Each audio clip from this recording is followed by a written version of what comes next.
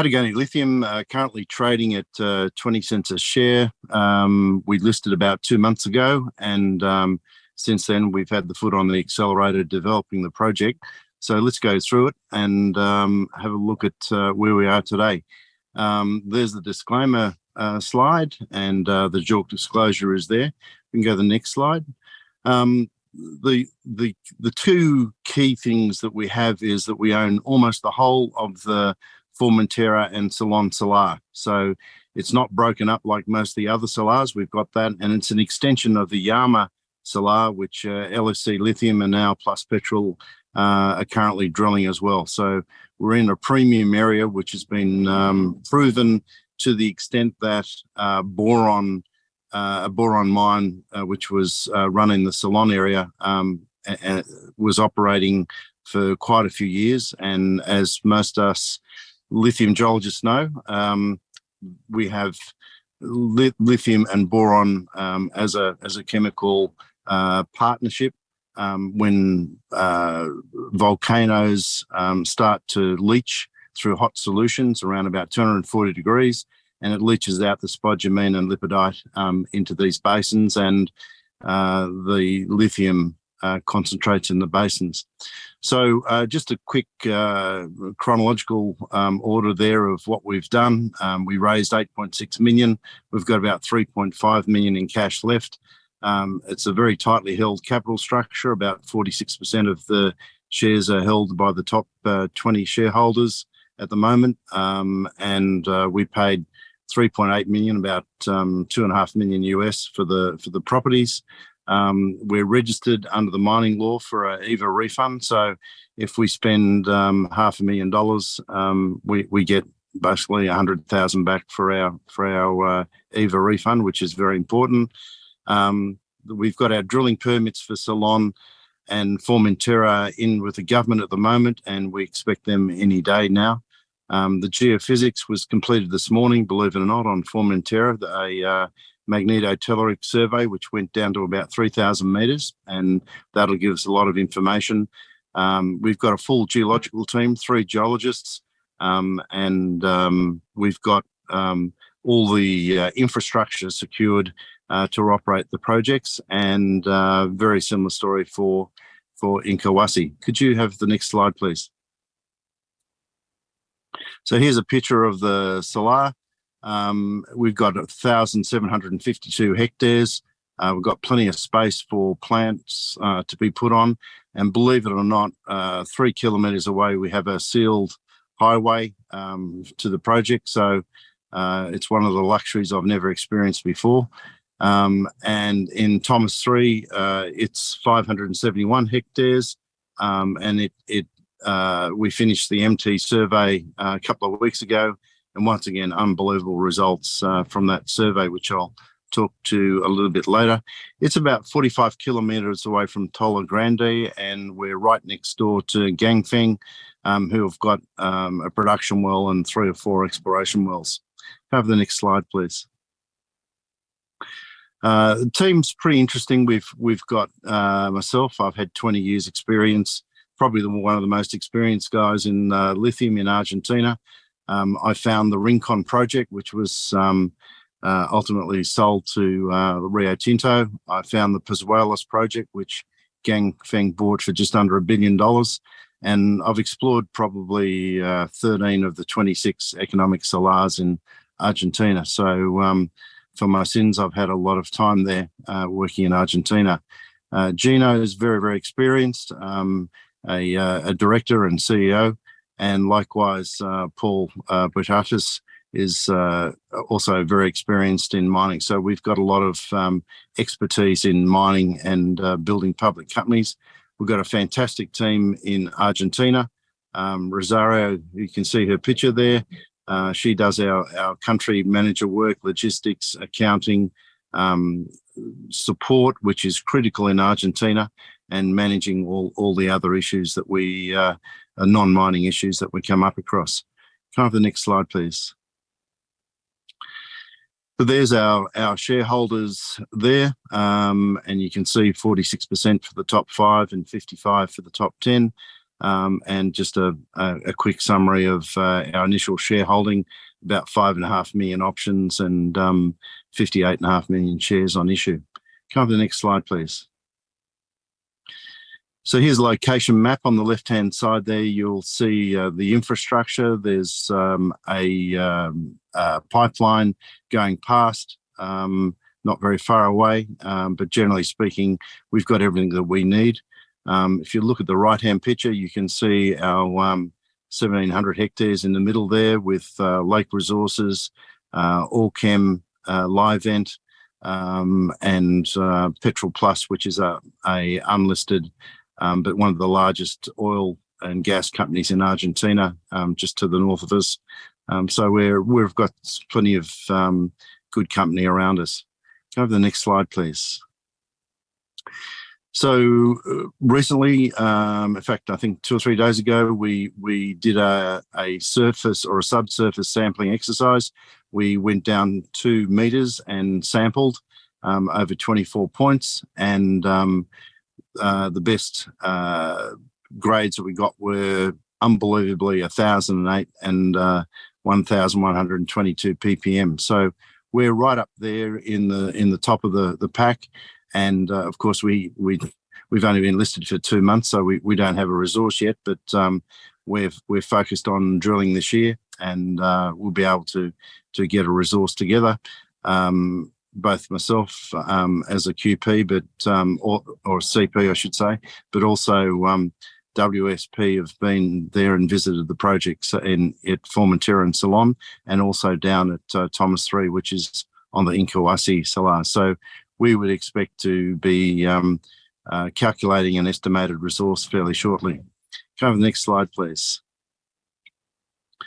So on the left-hand side, you can see in the bright yellow the assays, and on the right-hand side is a isotherm map of where the lithium concentrates. And I guess you could build some lower grades as well, but because the grade was so high, it looks like there's not much around. But on the north and west side, you can see grades of 200 and 300 ppm, which is very, very economic. And the top picture shows you where we actually sampled, and you can see from that satellite picture the salt evaporating on the surface.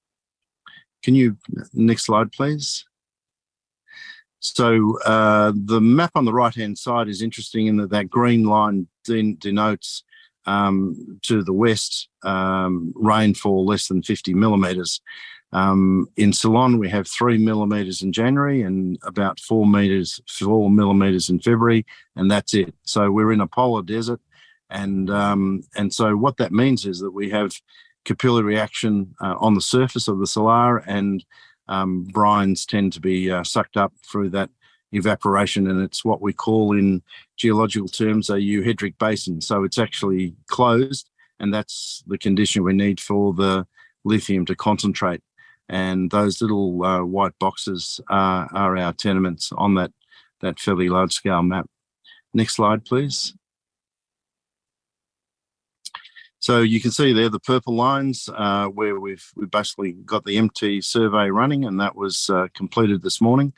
And it just shows you we'll do what they call a 2D, a two-dimensional inversion of that data, and that will give us a slice through those 3 areas, which will then be able to do what they call a 2.5 version, which will be a 3-dimensional picture of what's going on down to about 3,500 metres. What we expect is some aquifers sitting around 100 to 200 metres, concentrated on the Ceylon area, and we saw exactly the same thing at Incahuasi. Can I have the next slide, please? And the lines, the green lines where we were completed. So that was last night. So we've actually completed it today, and waiting for the results. Can I have the next slide, please? And once again, there's a more detailed map of the Incahuasi Salar, and to the right you can see the PL3 tenement, and we're right next door to Power Minerals, and then next door to them is Ganfeng, Allchem to the north, and we've got the that edge block, and then to the south is Bay Resources. Can I have the next slide, please? So here's a picture of the salar at Inkawasi, and you can see the two green lines that we ran, and they're a little bit off the salar, but the next slide is the thing that was quite unusual. Can I have the next slide, please?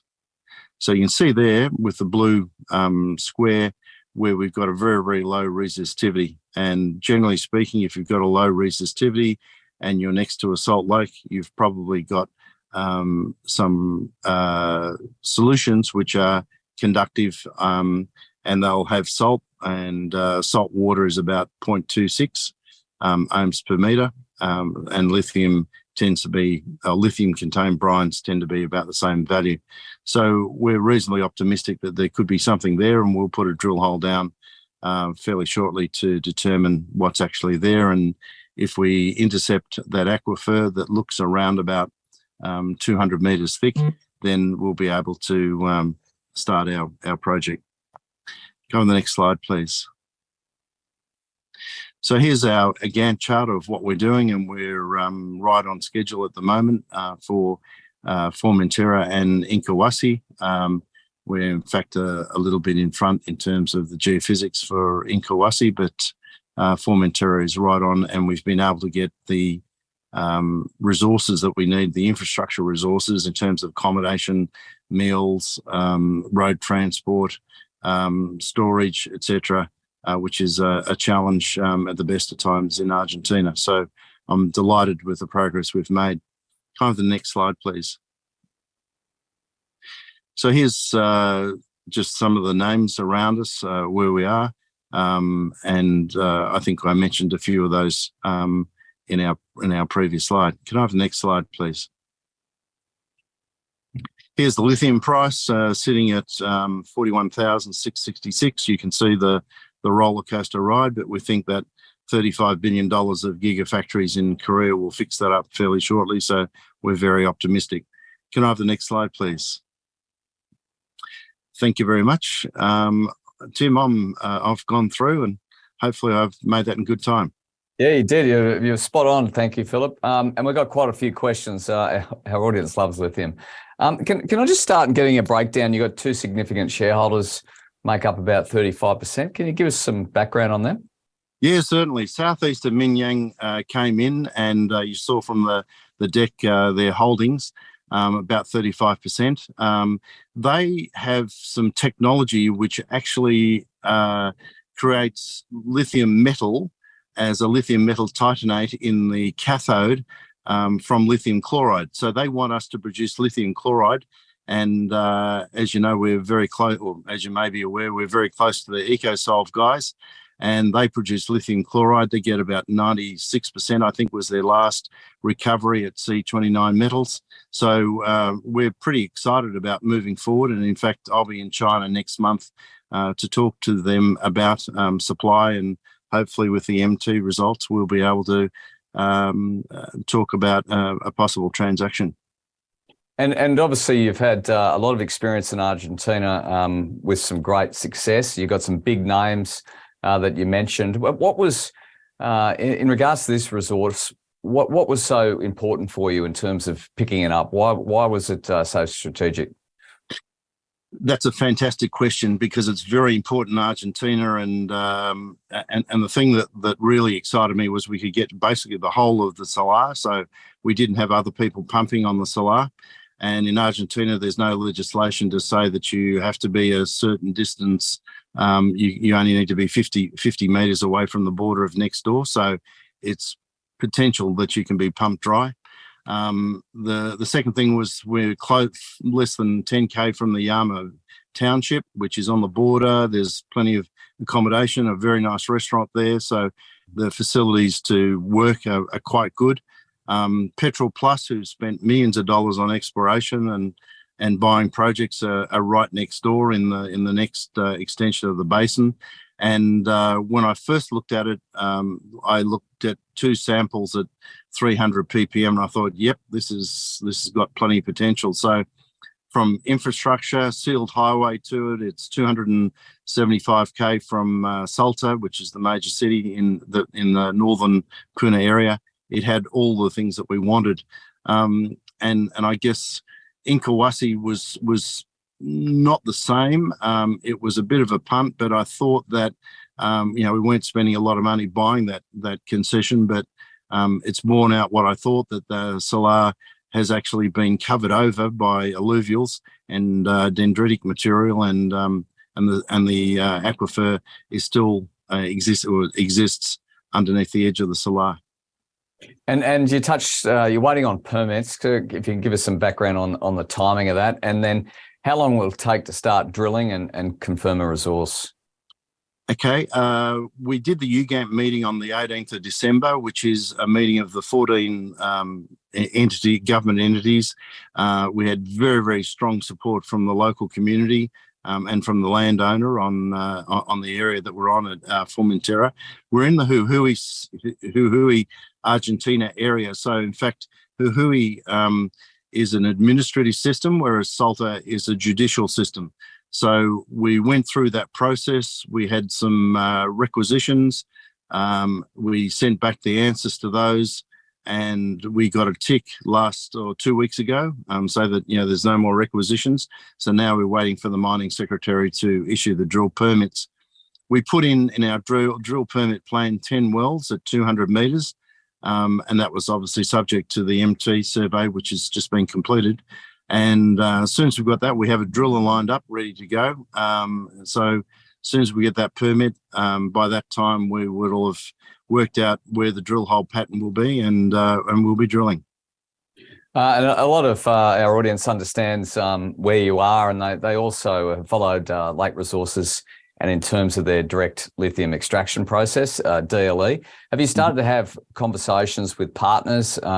We think of Lilac and Sunresin and Energy X. Are those conversations being had? Yeah, we have. We've actually looked at all those processes, and we've actually engaged University of Melbourne, and we're going to run probably with the EcoSolve system.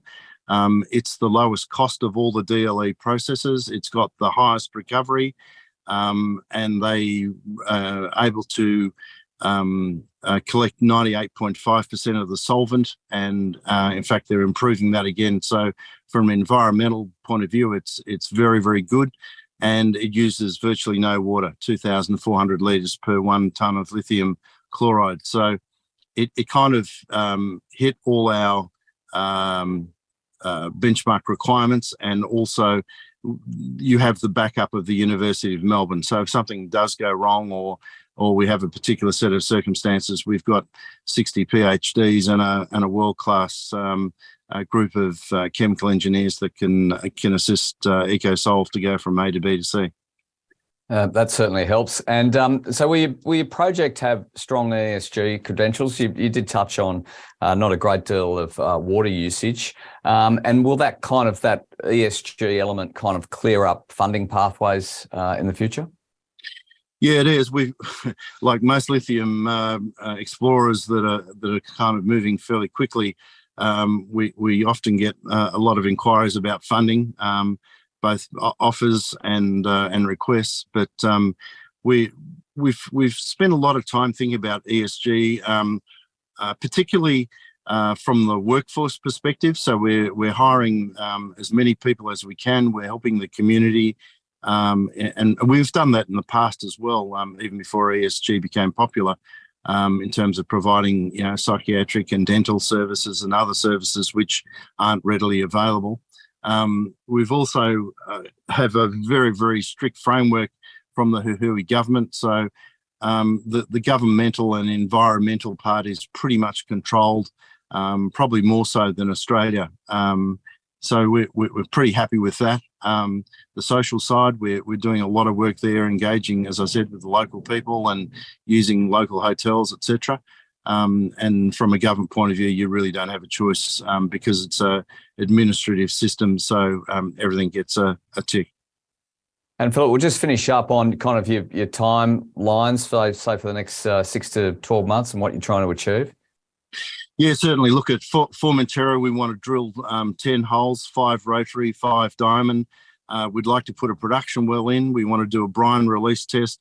We'll do on those 5 diamonds, we'll do porosity tests, and we'll come up with a measured, indicated and inferred resource. Will be less than 2.5 kilometres from drill hole to drill hole. And as that world-class hydrologist John Houston says, if you're within 2.5 kilometres of drill holes, you can come up with a measured resource. So we really want to push that as hard and fast as we can.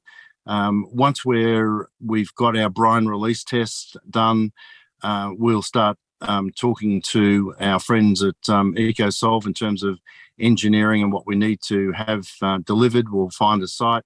We're actually doing a environmental permit review right at the moment, and then we're going to do another one in late September. So we did a baseline last October. So we've got our second one, and then we'll third one, and that information will go to the mines department to allow us to get in production. I think we're one of the few firms that have actually initiated that in advance of our drilling. So that's kind of the timelines. In September to December, we may put a well in at Inkawasi, but we're just waiting for a drill rig to pop up there, and then we'll utilise it because we'll probably only drill 1 or 2 holes. Philip, it's a great story in a well-known area. Good luck out there, and we will get you back on later in the year. Thanks, Tim. Look forward to it, and thanks all the people that are listening to the presentation.